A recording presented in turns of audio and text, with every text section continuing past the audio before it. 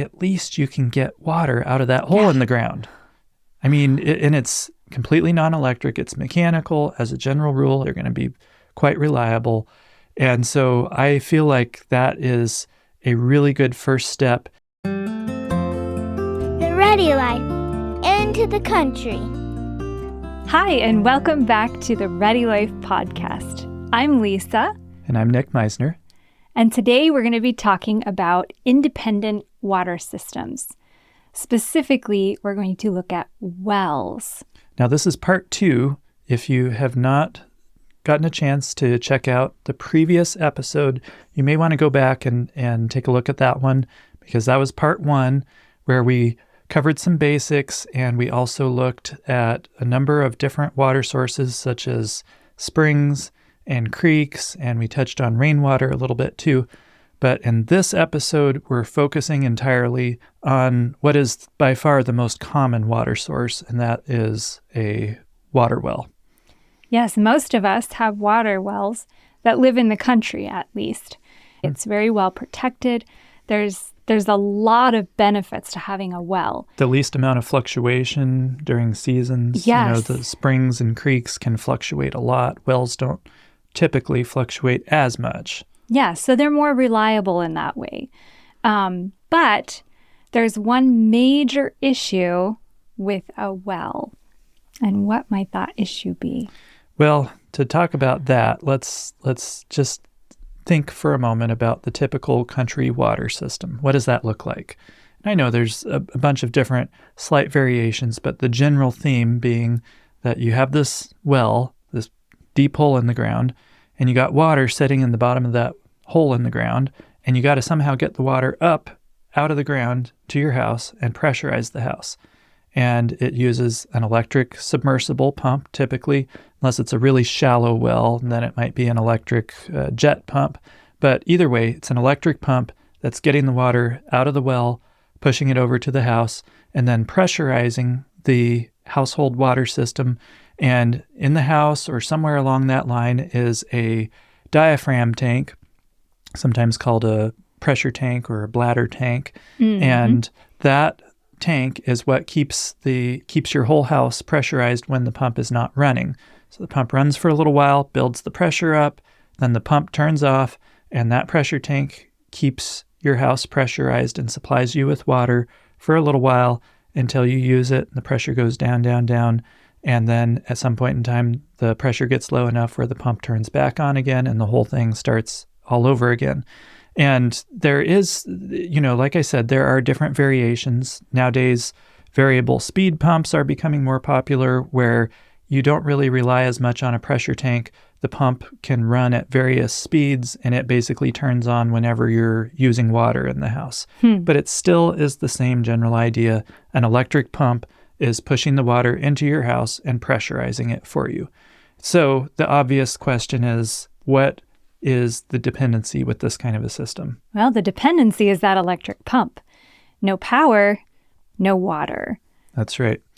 And so we have gotten ourselves into a bit of a pickle in America these days, where we are, as a whole, in rural America, we know that folks in the city on the city water are dependent upon the municipal water authority for their water. But even folks in rural America, almost everybody is entirely dependent upon the power company for their water, no less. I know, and this is one of the basic necessities of life. You can't have a garden to grow food. You can't water is essential for life itself. And so when you have something... I might say, this is why we make such a big deal about off-grid power systems. That's true. That's true. Because electricity is not a basic necessity of life. But because we rely on electric pumps in order to have water, it then sort of by default becomes a necessity. Because we've made it one. Exactly. So today we're going to talk about ways that you can set up your water system at home as independently as possible. That's right. So in order to have this is something that we talked about in the previous episode, so you may remember this, but I have 5 basic principles that I go by that define what for me would be the ideal water system. As we mentioned previously, most of us are not going to have the perfect, the absolute perfect water system. There are a few of them out there, and we described to you what it looks like. But I'm just going to repeat these just so that this is kind of our North Star of this is what we're trying to get as close to as possible. And that would be, number 1, no electricity required. What's number 2? So number 2 is nothing mechanical to malfunction. Okay. Number 3 would be having good pressure at the house where you can take a good shower and have actually running water rather than hauling water in buckets. And then it's quantity. You want plenty of water, or at least, at the very minimum, enough water to support your household and agriculture needs. Right. And then finally, you'd want the quality of the water to be very pure. These 5 items, no electricity, nothing mechanical, good pressure, plenty of quantity, and good purity, very pure. Those make up the ultimate water system. And so naturally, with a well, it's kind of disqualified from being the ultimate water system because it's going to at least require something mechanical, if not an electric pump, to get the water out of the well. So right there, out of the bat, we can see it's not going to necessarily be the ideal system, but I'm here to tell you that you can still set up a very good independent water system with a well. And it, like we mentioned earlier, it's got some advantages going for it that the other water sources don't have. That's right. That's right. So a well, how does a well work? In order to really think about ways to make our well independent, we need to kind of understand how a well works. So how does a well work? So some basic anatomy, just a few things, a few basic concepts that we need to understand about a well. One would be the overall depth of the well. Obviously, when a well is drilled, they go to a certain depth depending upon the homeowner's budget or how deep the water is, these kinds of factors. Hopefully you hit water shallow enough where they don't have to go deep. But if they do have to go deep, then it's usually your budget that stops them. And so that's dictating the depth of the well. That's one piece of information that you're going to need to know about your well. Another important piece of information that you need to know is the static water level. Now, what's the static water level? That sounds kind of technical. It does sound technical. The static water level is simply how deep the water is in your well. So, if you have a well that's 300 feet deep that you dug, but the water fills it up to about 100 feet deep, then you've got 200 feet of water there in your well. Your static water level would be at 100 feet. Right. Even though your well is 300 feet deep. Yes. And something interesting to note about wells, they're really funny because there's a lot of forces at play here.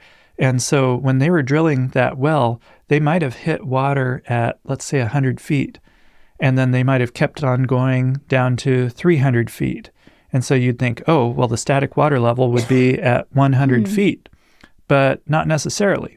That static water level could be at 50 feet or 25 feet, pretty close to the surface, even though the water was first hit at 100 feet, just because the aquifers underground can be exerting pressure and water is always seeking for equilibrium.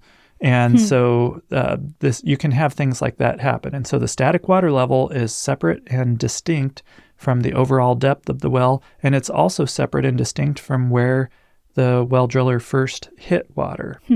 So a lot of us know how deep our wells are. You will go around and like, oh, my well is, 100 feet deep or 25 feet deep or, 380 feet deep. And we know that because we paid by the foot for that well. Exactly. We paid dearly for that thing. And so even when you go buy a house, they're like, oh, yeah, this is a 300-foot, deep well. But nobody really talks about the static water level. Static water level is actually almost more important than how deep your well is. It is. And here's why. So in this well, keeping with our example of a 300-foot well, The submersible pump means that it's submersed in the water, and in a deep well, that's what it's going to be. It's going to be a submersible pump. It may be down right near the bottom of the well, not actually at the bottom, but fairly close to the bottom is where they're typically put. And so you might think that that pump is having to fight 300 feet of gravity because it's 300 feet down roughly from the surface, but not so. And that is because water is always seeking for equilibrium, one of those immutable principles. And so when you've got this pipe running down inside the well, down to the pump, the water once that pipe gets down to the static water level, the water that is surrounding that pipe is seeking for equilibrium, and it ends up equalizing with the water inside the pipe. So the water outside of that pipe that's surrounding it equalizes with the water inside, and the effect is that you basically get a free ride up to the static water level. So that point from 300 feet down up to the static water level of 100 feet, that is effectively, the pump is not fighting gravity during that space. So it only starts fighting gravity once it gets above that 100 feet. Exactly. It's only fighting that last 100 feet of gravity. And then, of course, if your well is downhill from the house, then it's got to fight gravity to get it up to the house. And then also, if it's going to build up pressure in your house, then that's basically the same as fighting gravity as well. But to get it to the surface, you're only looking at the static water level. How far, that's the distance, that's the amount of gravity that the pump is having to fight. And that is why static water level is important, because that is going to help us determine exactly which pump we need.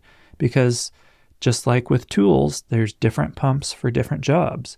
And one pump that might work great with a shallow static water level would be completely unsuitable for a deep static water level. And so it's an important piece of information you'll need. You're going to have a more powerful pump to pump 200 feet than you would 25 feet, in other words. Right. Either more powerful or it's moving less water. Got it. So how do we find out this information, though? And another piece of information that's useful to know, I just about forgot, about your well, is the yield of the well. Gallons per minute. How many gallons per minute does that pump or does that well yield? And the golden rule, or the gold standard minimum that you'd like to see in a well is 5 gallons per minute. You'd like to see at least 5 gallons per minute. My understanding is that a lot of banks, when they're considering giving a loan on a property, they want to see a minimum of 5 gallons per minute on the well. And that's for a reason. You want the well to be able to keep up with the pump. If the pump is pumping faster than the well can produce, then it's going to eventually pump the well dry. And that's not a good situation. It doesn't make for a good long-term thing. And so that's the general rule of thumb. You could certainly live with less than 5 gallons per minute. And we, in an upcoming episode, are going to talk to you about that. It's not ideal, but it can certainly be done. And there's a lot of strategies you can use for making a low-flow well work for you. But if you're still in the looking stage, bear that in mind, that you'd like it to be better than 5 gallons per minute. So how do you find out this information, these three pieces: the depth of the well, depth of the static water level, and the yield of the well? Well, more often than not, you can go to a county GIS and download the well log for that specific well for the property that you may be interested in, or maybe the property that you already own and you just don't know what your static water level is. Now, what is the county GIS? So the county GIS, it's a good question. I know how to describe it. So it's basically, I don't remember what the acronym stands for, but I think Geographical Information System or something like that. Anyway, it's a lot of counties these days have this master map that's online that has all kinds of information. It has all the property borders. Some of them will even have the names of the owners and all kinds of information like that. And some of them may have the well log available there for any wells that are in the area, or in some states or counties, it might be a separate system. For instance, in Idaho, you go to the Idaho Department of Water Resources website, and you can search there based upon to the find your well address, the tag number on the well, or you can even look at a map and just click on wells there. And if it was drilled in recent years, there's probably a well log that was filed by the well driller when he drilled it. And it's going to have all this important information on it, and a whole lot more, a lot of interesting stuff about your well. But it's going to have these three important pieces of information: the depth of the well, overall depth of the well, the depth of the static water level, and the yield, how many gallons per minute that well is producing. Now, is this well log the Bible, or is it the Is it absolute accurate? truth? Is it accurate? Right. Unfortunately, well logs are not always the most accurate. And it's not necessarily because the well driller did an inaccurate job of, testing or checking the static water level or the depth. It's because the aquifers can have pressures exerted upon them that will change the static water level or the yield, perhaps. For instance, a neighbor comes and pops a well in, and they're pumping 20 gallons a minute, 24 hours a day out of their well. That could very well have an impact on your well, because you're both likely pulling from the same aquifer. And when I say aquifer, you might be thinking of some of these great aquifers like on the Great Plains and things like that. But actually, almost everywhere, the vast majority of wells are tapping into some form of aquifer, just on a smaller scale. They may not be one of these great big massive aquifers, but it could be an aquifer that's 50 acres in size or 1,000 acres or whatever. And so a lot of these are large enough where there could be multiple wells tapping into these small aquifers, and that can definitely have an impact on you. So that's one reason that a well log might not be accurate on static water level. But for yield, like how many gallons per minute, that is, even from the get-go, that is a very suspect number. I say suspect, just not terribly accurate. It's a rough guess. It's an educated guess. There was not, unless the well driller or pump installer or unless the well driller ran an actual pump test, then that really is not an accurate number. Think of it as a really, really rough, educated guess of how much. And things can change over time, too. Yes. It's not just the neighbors, it's other factors also, seismic plates shifting around, cracks, and all sorts of things like that. So the point is, take it with a big grain of salt.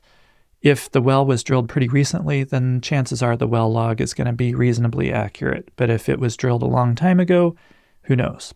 Yeah, it could have changed. And it might not be a bad idea to get it tested. Yeah, exactly. So that way you know where your static water level is exactly and what your actual yield is.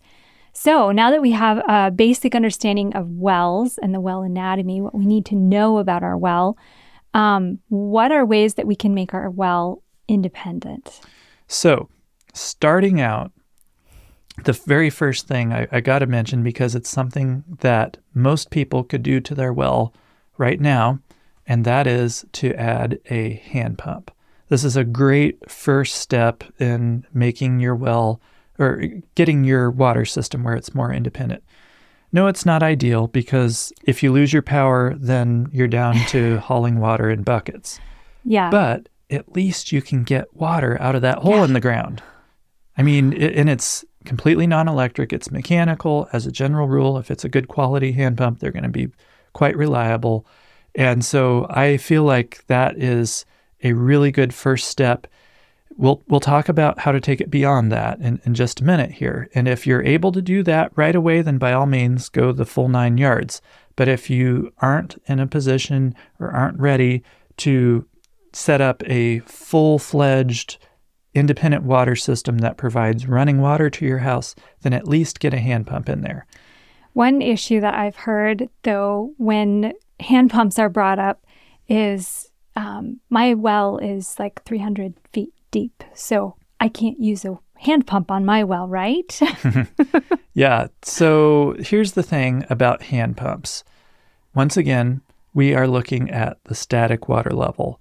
So, and we talked about this a few minutes ago, this is another reason why static water level is so important, is because that hand pump, unlike your electric submersible pump, the hand pump is not typically going to run all the way down to the bottom of the well.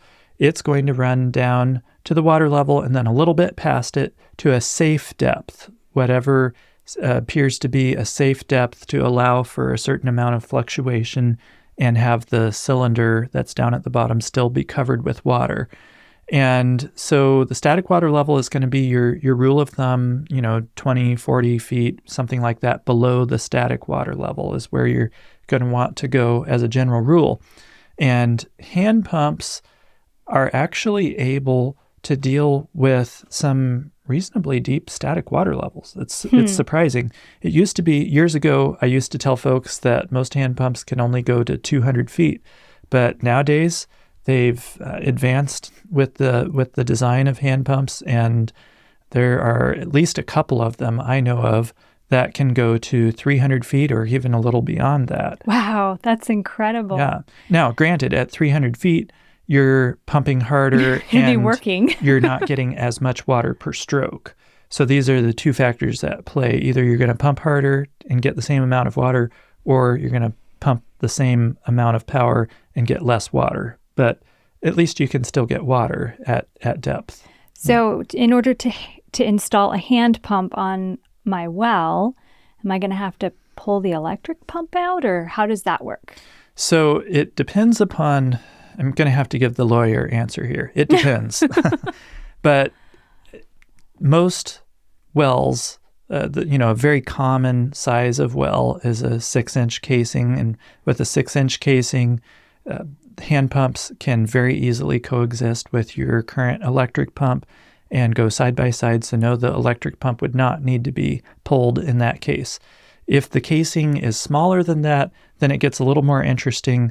And either way, I would highly recommend that you reach out to the hand pump manufacturer. They are going to want you to do that because they are going to need to know the specs for your well. They're going to have you measure the casing, and they're going to need to know the static water level and various things like this. And then they're going to help you with picking out the best parts and putting together the best system for your particular well.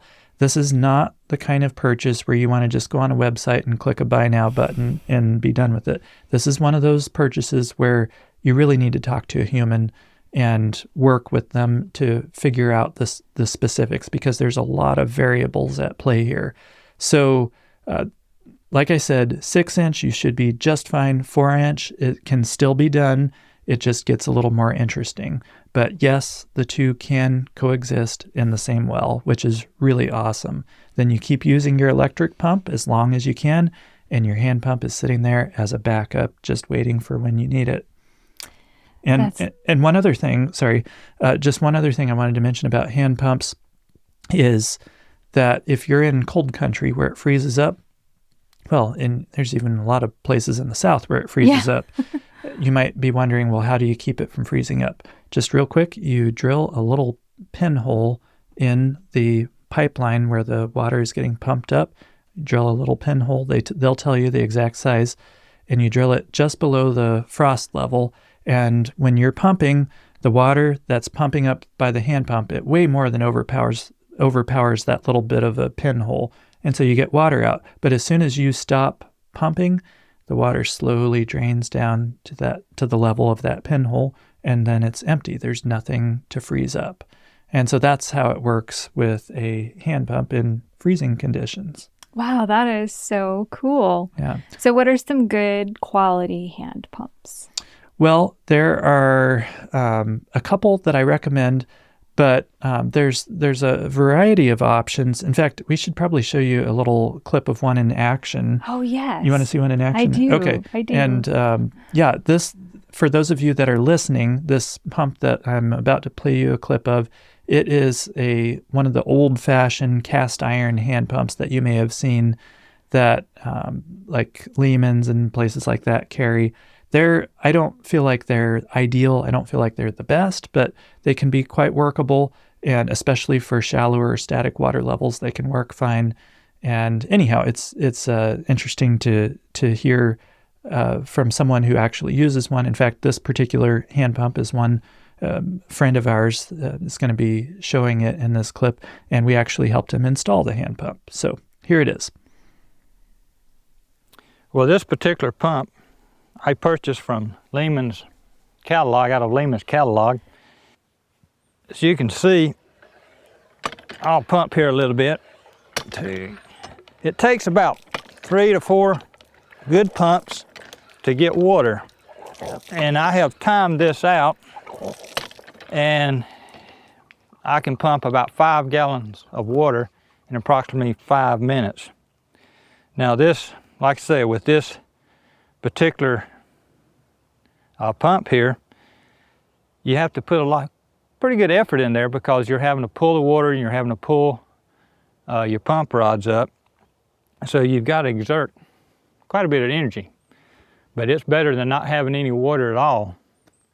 That was awesome. I want a hand pump now. Yes. So you were asking about brands. What are some good brands? Yes, That particular one, I believe, is made by Baker Manufacturing. It's called the Monitor, I believe. But like I said, there's some others that I prefer nowadays over that one. And so my top of the line, my favorite hand pump is the Bison hand pump. Bison is in a buffalo. And it's stainless steel, really heavy duty, and they keep tweaking it and working on it to come out with different variations to deal with different scenarios and to help it to be able to pump from greater depths. It can go down to 300 or more feet of static water level. Wow. Really heavy duty, nice setup. The other hand pump that is a good option is the Simple Pump. That's the name of it, the Simple Pump. And it's not as heavy duty, but it is able to pump from, I believe, even greater depths than the Bison. And it's got a lot of interesting possible accessories. For instance, they sell a little DC motor that could be powered with a solar panel, and that could actually power the hand pump for you. Oh, nice. So that you didn't have to manually pump it. Some things like that. So that's an interesting option as well. But either of those are good. Like I said, my favorite would be Bison. But those are some good options that I would take a look at. But bottom line is, every well needs a hand pump. Unless your static water level is so deep that there's just no way it will work, every well needs a hand pump so that you at least have a non-electric mechanical backup for this most basic necessity of life, water. Yes, that is so true. Well, it's very nostalgic, the idea of going out and using a hand pump and collecting water and all of that. But I'll be honest, with 2 kids and a busy household, I don't have time for that. I don't have time for what I'm already doing. But so what are some more convenient options? Of course, we want to have the hand pump on the well as a backup in case our electric pump fails or whatever other reason might be. Or maybe you're still on the power grid and you just need to start with a backup. That really is the first place you need to start, is with getting a hand pump on your well. But now we want to move beyond a hand pump. We want something that's independent and convenient. Right. So, as I think you've gathered by now, if you want to have running water in your house and you don't really want to be using a hand pump all the time, then it is going to require an electric pump. So what we're going to do is start out for really the most basic configuration of an independent water system that is still convenient would be the typical country water system. We looked at that at the beginning of this episode, where you have a electric submersible pump. It's pumping the water up to the house, and there's a pressure tank, and the pump runs, pumps the pressure up, so on and so forth. we're going to take that system and ever so slightly modify it and make two changes. One is the type of pump that's in the well. We're going to use probably a little bit different pump than what you might have right now. There seems to be a tendency with well drillers or well pump guys to oversize the pumps. They want to make sure that the pump is plenty powerful for what you need. And when you're on the grid, that's great. That's good practice. But if you're producing your own power, you kind of want to design the system where the pump is only as large as it absolutely has to be. And so that's one thing we're going to do is we're going to choose carefully our pump, find the most efficient one that we can. It can still be a conventional pump, an AC pump, 120 or 240 volt pump, but we want it to be the smallest that will fulfill our needs. And I find that a lot of systems, probably the majority of systems, could do fine with a 1/2 horsepower or 3/4 horsepower pump. And both of those are completely feasible to do off the grid and with a solar power system. So that's going to be one change that we're going to make is the type of pump. And then the second change is how you power that pump. And for that, we would use, ideally, what I'd like to see you do is set up a off-grid power system for your home. And that also powers the pump in your well. Yes, you could certainly set up a small off-grid power system just for the pump in your well. You could totally do that. And that would be less expensive than setting up the off-grid power system that's large enough for your whole house. But, then if you were to decide to upgrade and do it for your whole house, then you would have just wasted the money that you spent on designing this whole system for your well. So it's up to you. Whatever floats your boat. That's just my 2 cents worth is that particular option. Now, that is one way. Another option that a lot of folks have taken an interest in the last, 10, 20 years, something like that, is a solar direct water pumping system. And that's basically where you have a super efficient DC pump down in the well. When I say DC pump, DC is the type of electricity that solar panels produce and that batteries run off of and things like that. AC is the kind of power that you have in your house and the conventional power. When you plug your outlet in. Right. But this pump is a DC pump. There's a variety of DC submersible pumps out there. And so you're going to put a DC submersible pump in the well, and then you can set up a solar array, a small solar array that's appropriately sized for powering that pump. And there are pumps that can run straight off of solar panels, where that's basically it, just the solar panels, charge controller, and the pump. And that's essentially about it. And so then whenever it's a sunny day and there's enough sunshine hitting the solar panels, that pump is pumping away. So where does that water go? Well, a couple of things to note here. DC pumps are typically slow. And so that means that we're probably not going to be able to pump straight into the house and pressurize our house with this DC pump because you might be using a lot of water.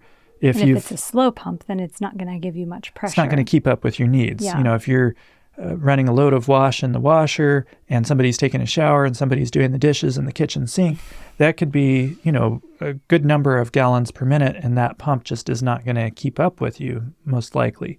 So with a DC slow pump like this, it's going to pump the water up into a cistern. Ideally, we'd like to see that cistern be up a hill up above your house. That would be the perfect scenario for a well with a solar direct system. If you could get the cistern at least 60 vertical feet above your house. We talked about this last week in the episode about springs and how to deal with them. We talked about the gravity principle and how when you get your cistern way up above your house, 60 vertical feet or so or more, that gravity will push the water down and pressurize the water system in your house with no additional pump required. So that would be awesome if we could do that. And then whenever it's sunny, that pump is pumping away, filling that cistern up the hill, and then from there, the water flows down to your house with pressure and your system is pressurized. And that's a beautiful system as long as you get consistent sunshine and as long as you have enough storage. So my concerns with this kind of a system is, what do you do if you encounter an extended period of time with not much sunshine? Then, I would want to make sure that you've got some backups in place, that you have an alternate way to power that system. That's why I personally prefer that for something as essential as water, I would like to have battery backup, and where I've got multiple ways to charge things up and power that pump. I feel like redundancy is a good idea here. But if you're in a location like Arizona or somewhere where you get really, really Lots of consistent sun, then that could be a great option. Lots of people do this, and it's a beautiful thing, and it can be a lot less expensive than setting up a whole off-grid power system. So that's just another way. These are just ideas we're throwing out, things that have worked, options, but this is by no means the only way to deal with these systems. If there's nothing else that you get from these 2 episodes on water systems, I want you to go away with this one principle of use your creativity and try and think things through of, are there any possible options that I can implement to make this work? Because a lot of times there are. And that kind of brings us to our final checklist that we discussed on the last episode as well. But I wanted to finish up with this. And so what are these 4 points on our checklist that you always want to remember when you're dealing with a independent water system? So first of all, you always test the water from any water source before you drink it. That's really key and important. Even for a well? any water, even for a well. Yes, you always want to test the water before you use it for drinking. So you know what you're dealing with. And, you can add filtration if needed, or then you can figure out what to do with it, but you need to know what you're dealing with first. Second would be, if possible, check the water source during the driest time of the year. This isn't quite as important with a well, because wells typically don't fluctuate as much with the seasons as creeks and springs and things like that do. But just a general rule of thumb there. Then the next thing is, if the amount of water at a place that you're looking at is questionable, persist in looking for a better water setup. So if you don't already have property and you're just looking, then if water is questionable at all, walk away and find another option. That's right. It's one of your most basic necessities, so don't compromise on the water. But if you already have a water system, if you're already locked into something and you find that it's not an ideal situation, then I want to encourage you that, as I mentioned before, use your God-given ingenuity. Usually some sort of a solution can be worked out. There's all kind of options. The sky is the limit. I mean, I'm continually stumbling upon new options and new ways to do things. And I've had a lot of exposure to a lot of different water systems, and I still am finding out about new options for things. So be of good cheer. There very well may be a way to make it out and, to make it work. And this reminds me that if you have any questions, as always, please send your questions in to us so that we can maybe help you out. Maybe we can bring that up as a question of the week, how to deal with a particular scenario that you're faced with or whatever. So if you have any questions that you'd like us to address, send them in to questions@thereadylife.com, and we'd love to hear from you. And also, we'd love it if you could help us with sharing and getting the word out about this podcast. Yeah. Yes, please like and subscribe. Leave a review on whatever your preferred podcast platform is. And send us a note and let us know how, what we can help with, how we can be most helpful. Yes, because please. We're wasting our time here if we're not doing content that is really helping you. So that would be super helpful to us, is to hear from you if something was helpful, or what if not. If we're not covering things that are helpful to you, tell us what you need to hear so that we can do what would really be a blessing to you and help you to become more independent and more self-reliant. That's our goal, is to help you to get into a position where you can place less and less dependence upon the systems for your basic necessities of life. Anyhow, that's pretty much what we wanted to share with you about this. We'll have lots more on water in the future. Don't worry. This was just kind of an overview of the theory of independent water systems. Like I said, we've got some other stuff coming up about dealing with low-yield water systems and all sorts of other things. So we'll be back with more. Yes, Don't worry. Thank you so much for joining us today, and we'll see you next time. See you then.